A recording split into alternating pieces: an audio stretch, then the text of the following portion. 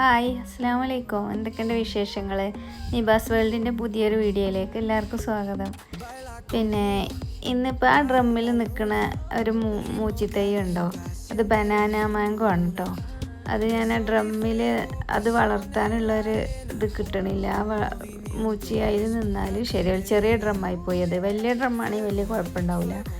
ഇത്ര ചെറിയ ഡ്രമ്മിലൊന്നും മൂച്ചി പ്ലാവ് ഇതൊന്നും നിൽക്കില്ല, കൂടുതൽ കാലം നിൽക്കില്ല.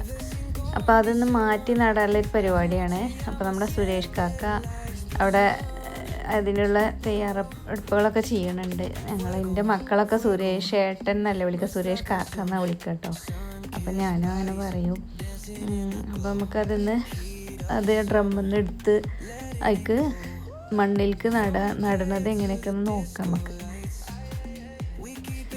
അപ്പോൾ ഇവിടെ 2 അടി നീളം, 2 അടി വീതി, 2 അടി ആഴമൊക്കെ ഉള്ളൊരു കുഴി സുരേഷ് കാക്ക കുഴിച്ചിട്ട് ആദ്യം തന്നെ കുഴി വെച്ച് കുത്തി തന്നിട്ടുണ്ട്.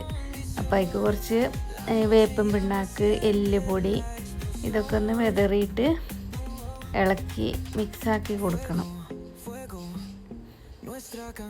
അപ്പോൾ നമ്മളെ സുരേഷ് ഏട്ടൻ വരുന്നതുകൊണ്ട് നമുക്ക് ഇങ്ങനത്തെ ഇതിനൊക്കെ നല്ല ഹെൽപ്പാണ്.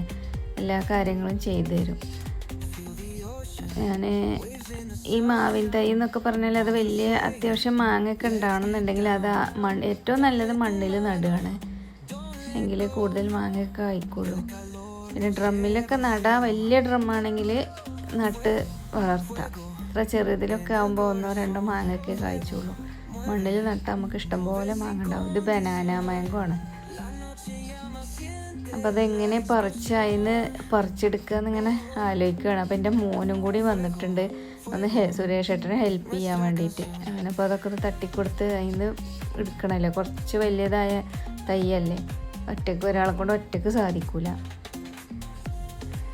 അപ്പോൾ 2 പേരും കൂടി അത് അതിന് മാറ്റാണ്. കുറച്ച് പാടുണ്ട് അത് അതിന് എടുക്കാൻ വേണ്ടിയിട്ട്. നല്ലോണം അടിവേര് നല്ലോണം പോയിട്ടുണ്ട്. എങ്ങനെയൊക്കെ 2 പേരും കൂടി, ഞാനും കുറേ ഹെൽപ്പ് ചെയ്തു. അങ്ങനെ ഞങ്ങൾ 3 പേരും കൂടി അത് അതിന് മാറ്റിയെടുത്തു. ഏതായാലും കുറച്ച് തട്ടി മേടിയൊക്കെ കൊടുത്തിട്ട് വേര് പൊട്ടണ്ട വിചാരിച്ചിട്ടാണ് അങ്ങനെയൊക്കെ ചെയ്യുന്നത്. അങ്ങനെ അത് നട്ടു വെച്ച് എടുത്ത് ഡ്രമ്മിൽ നിന്ന് മാറ്റി വെച്ചു. അപ്പോൾ കുറച്ച് കോഴിവളം കൂടിയും ഇട്ട് കൊടുക്കുകയാണ്. ചാണകമാണ് ഏറ്റവും ബെസ്റ്റ്.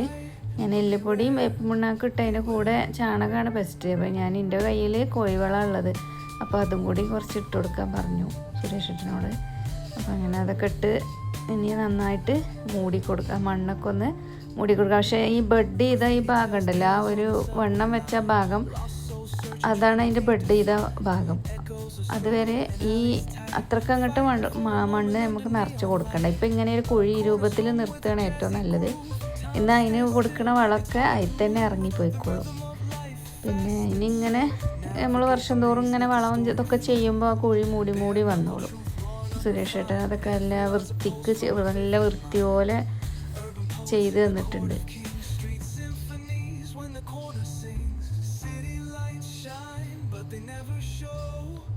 ഇത് നമ്മളെ വീടിൻ്റെ ഫ്രണ്ട് ഭാഗത്താണ് വെച്ചിട്ടുള്ളത് കേട്ടോ.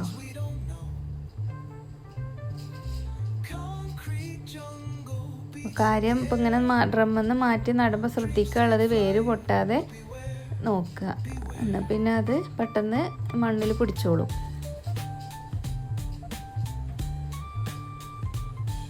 ഇത്ര വലിയ കുഴിയാണ് ശരിക്കും. ഇത്ര വലിയ തൈ ആയതുകൊണ്ടാണ് ഞാൻ ഇത്രയും വലിയ കുഴി എടുത്തത്.